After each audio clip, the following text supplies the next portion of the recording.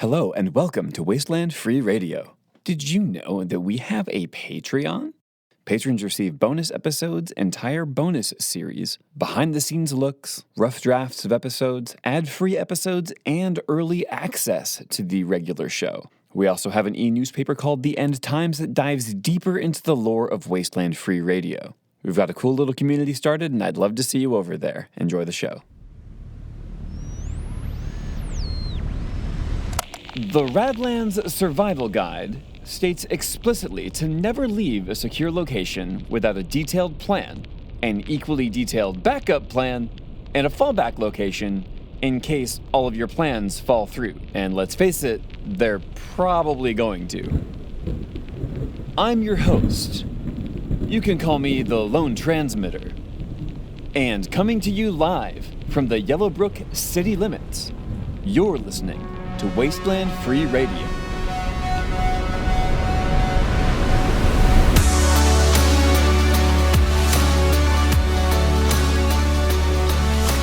I'm supposed to be meeting up with Max the Millions, but I can't seem to get my bearings. I've been wandering the robot graveyard for 12 hours, and it just doesn't seem to end. Just pile after pile of mechanical corpses. Dead bodies don't scare me, robotic, biological, or otherwise. I think exploring an ever-growing labyrinth of metallic death and destruction has worn me down. Then again, that could just be the food poisoning.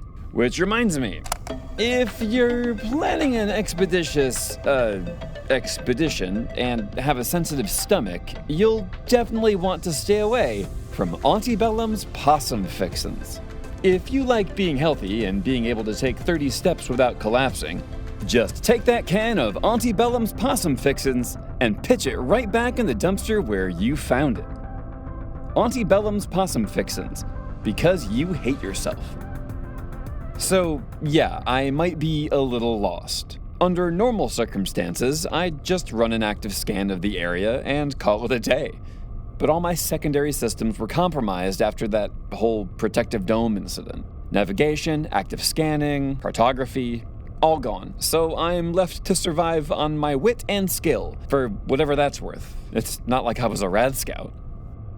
I did my best to fix my implant, and I think I did okay, all things considered. I bypassed the purple thing, and I cut off power to my secondary functions, since I couldn't use them anyway, but I still have memory card access, motor control assist, and the other more crucial systems. Thank the Higgs boson I remembered to install my survival card before I left. Things could have gotten real ugly. I usually travel with a few memory cards, and my survival one is full of tips and tricks like where and when to build a fire, which plants are poisonous or carnivorous, how to tell if he's actually into you or if he's just looking to bring you home for dinner. Yes, a lot of those tips revolve around not being eaten by things. I never expected that to occupy so much of my storage capacity, but here we are. Max the Millions has offered to find me a better implant, something with multiple card slots, and I've thought about it, but I don't have that kind of money. And the process of installing a new cybernetic implant is invasive, to say the least. Now, you might want to spend 2 weeks strapped to a table while strangers poke and prod at your brain and analyze your innermost and intimate thoughts, but I don't want to do that. You can do whatever you want. That's just not for me. One brain surgery in my life is plenty. Thanks. Besides, I like my implant. It's part of me. I don't want to get rid of it just because it's out of date. That's kind of terrible. I admit that sometimes I envy people like Weatherbot95. You just plug in and get your new firmware, make a few adjustments, and you're good. That's not to say he has it easy. He doesn't, but I guess we all have our own things. Ow, Higgs boson, damn it. I just ripped my new gloves.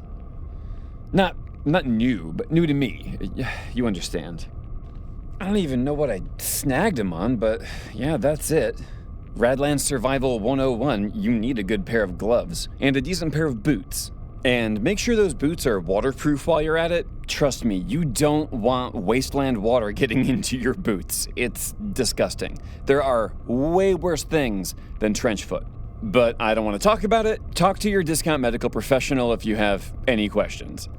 Danny Six Fingers can get these fixed up, no problem, but he's gonna be annoyed that I brought them back for a repair already. I literally just got them. His workmanship has suffered a little since he came home. You can't expect a guy with new hands to be at 100% right away. But he is getting better. My first pair of custom tactical gloves turned out to be mittens. Not all that useful in the Radlands, but incredibly comfy. Who knew you could get roach wasp husk to be so soft? It was like a little spiny hug for my hand. I'm not complaining, and please, if you have a custom order, just be patient with him while he gets used to his new hands. And make sure you check the finger count before you pay. And remember not to stare. Well, I found an old backpack sealed in my stash. I don't remember leaving it here, but it's definitely mine. I know where all my stashes are, I just don't always remember what I keep in them. So it's almost like I'm constantly surprising myself with gifts. Let's see how generous I was to my future self. Dried noodles, water purification packets, a decontamination kit, one emergency flare, and powdered coffee additive. Not bad. At least, it's not expired racist canned veggie bits. Antebellum's can of garbage. And yes, this non-dairy coffee additive is from the Grand Reverend Supreme. It's a byproduct of his other projects. And no, I won't be adding any of it to my coffee. I'm not a coffee purist or anything. It's your drug. Pollute it however you like. I just don't want that stuff anywhere near my mouth. I haven't been wasting my time while I've been lost out here in the robot graveyard. You really think I'd overlook all those perfectly good robot corpses? I took a look at what I had and I fashioned a new impromptu signal relay. Then I jury-rigged about 30 microfusion cores for power, scanned a new frequency, and boom. Oh, I didn't blow anything up. That's not what I mean. I mean, it worked. I may not be able to fix my malfunctioning implant, but your boy sure knows his way around an antenna. So if this is your first time tuning into Wasteland Free Radio, I promise I'm usually a little more put together than this. I'm on the road, I don't have all my equipment, I miss my cat, but this is a pretty good cross-section of what life is like out here. Listen, folks, I know the notion of a biological person picking at the scraps of another society's burial ground seems a little insensitive. And if you don't have all the information, you'd be correct. But you really don't need to worry about it. When robots cease to function, it's up to others of their kind to collect their memory cards to ensure their data is backed up. It's said that they only truly die if they are forgotten. But in this case, the people in question live on forever, provided they can find a suitable host before the data is corrupted by an EMP or harvested by pirates or left in a memory card somewhere. And I might not be robot kind, as it were, but part of becoming mechanical life partners with Weatherbot 95 meant I became part of his family, and as such I'm given the privilege and responsibility to help further robot kind and keep their traditions. No programming or fabrication on my end. I don't have the tech or the know-how. Imagine me building a newish recycled robot. Nobody wants that. But saving the personality profile, history, and critical data from a bot when they pass into the great electrostatic beyond is as simple as copy, paste, repeat for someone like me. And it's the least I can do for my robotic brethren. As for using their wiring and other parts, unless their back panel is stamped with DNR, it's an honor to have their physical parts reused. That way, they continue to function forever. Or at least until the world ends again and we actually lose everything this time around. DNR meaning do not recycle. The whole tradition is more complicated than that. You might just have to get to know them yourself. Long story short, I'm not being inconsiderate to Weatherbot 95's people at all, because they're my people too. So when Anime Fan 29 called me a disrespectful, insensitive rad clown, he was wrong on every count. He can keep his manufactured outrage machine focused on the lack of kaiju preparedness, or whatever he's worried about today. And I have never worn face paint, so I'm not a clown. I don't know what to tell you.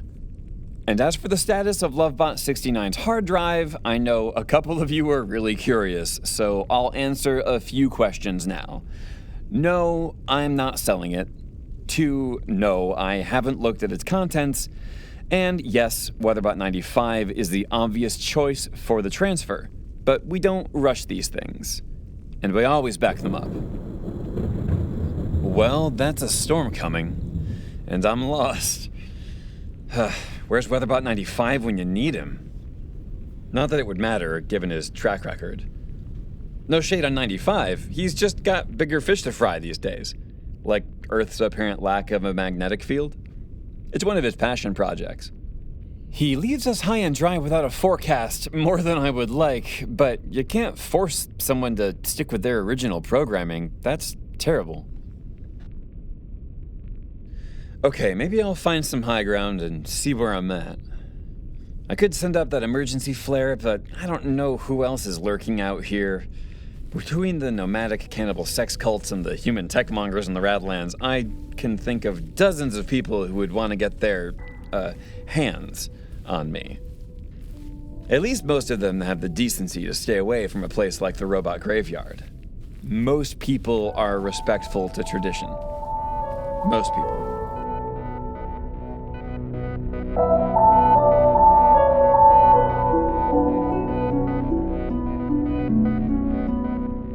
My God, what a view. Okay, there's Lithium City. There's Yellowbrook, so if I turn around... There it is. Ugh, I'm exhausted. I must have been looking right at it. The Long Haul Travel Plaza. As far as towns in the post-apocalypse go, it's not too bad, but it is the very edge of civilization. I'm talking real frontier living.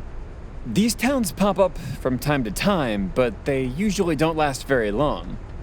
But Long Haul is pretty unique in that they built a huge wall around it with old tractor trailers, so they're less susceptible to road warriors, raiders, and the other unspeakable horrors of the reaches of the Radlands. Also, these people are tough as nails, and not like rusty nails, good nails. Like nails you'd bring home to show your mother. Oh, that was weird. Sorry, forget I said that. All right, it's a long way down the mountain of death here, but I think I see where I'm going. But while I've got the high ground, I might as well take a literal look at traffic. I've got a pair of binoculars in here. Binoculars. How quaint. I miss my implant. Got a family of dogs heading into the Riverlands. That might be my old boy Triborks. I don't know, it's hard to tell at this distance. I don't see any brain biters or road warriors between Lithium City and Yellowbrook, so should be smooth sailing there. As always, watch out for new roadblocks. You can't always see them coming. It seems road warriors are getting better at hiding every day. But if you're going to run into road warriors, hopefully you'll run into Rough Rock Sand. Yellowbrook City and Rough Rock Sand have a bit of an armistice. I have a feeling that has to do with Weatherbot 95 for some reason, don't know why. And while Rough Rock Sand might be generally okay, her crew is a different story. You'll definitely want to watch out for her bodyguards. They are a little handsy. 5, 6 hands, like way too many hands.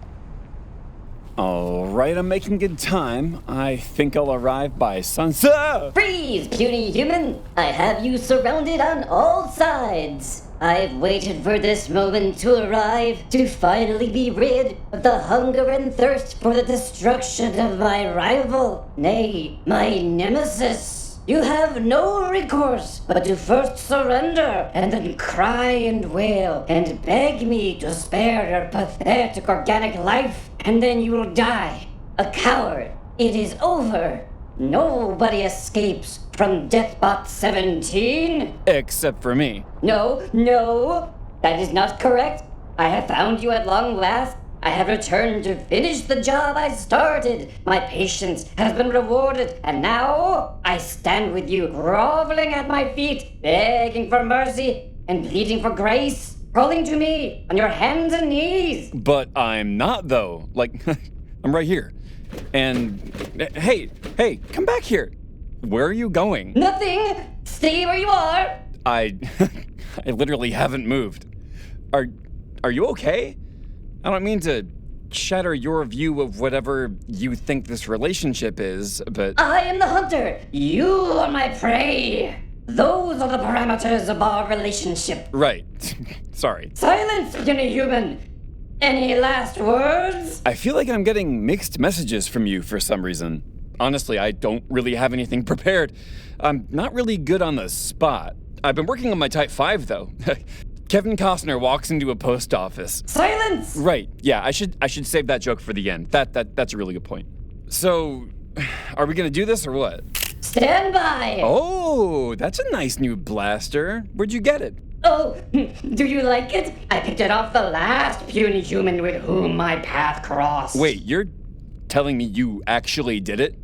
Like, you killed somebody? Well, no, but I would have if I had gotten there first. Yeah, I have no doubt. And you're next, puny human. At long last, I will have my revenge. Taste death at the hands of your nemesis. Tell them, it was Deathbot 17. So are you letting me live to tell the tale of my own death? Precisely. Now go. All right, I'll see you later then. Yes, you will see me later. Much later. Well, there he goes. I think that went well, don't you? He's turning around. Nope, he's turning around again. Godspeed, my little friend. All right, well, at least I'm not the only one who's been lost in the robot graveyard. Though I could ask for better company. Taking you out today is another band from before the Great Devastation. They're called Grape Juice, and this is their song, Drive You Crazy. I'm the Lone Transmitter, and you've been listening to Wasteland Free Radio, your very last source for news.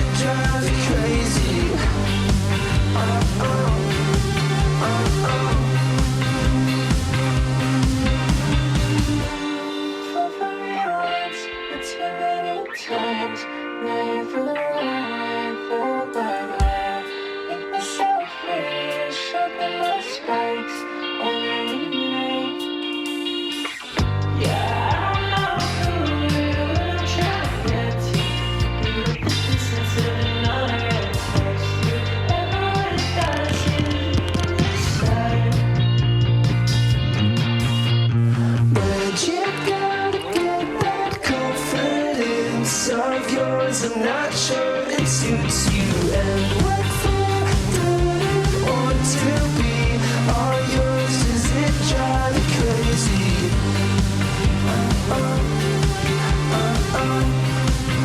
Does it drive you crazy?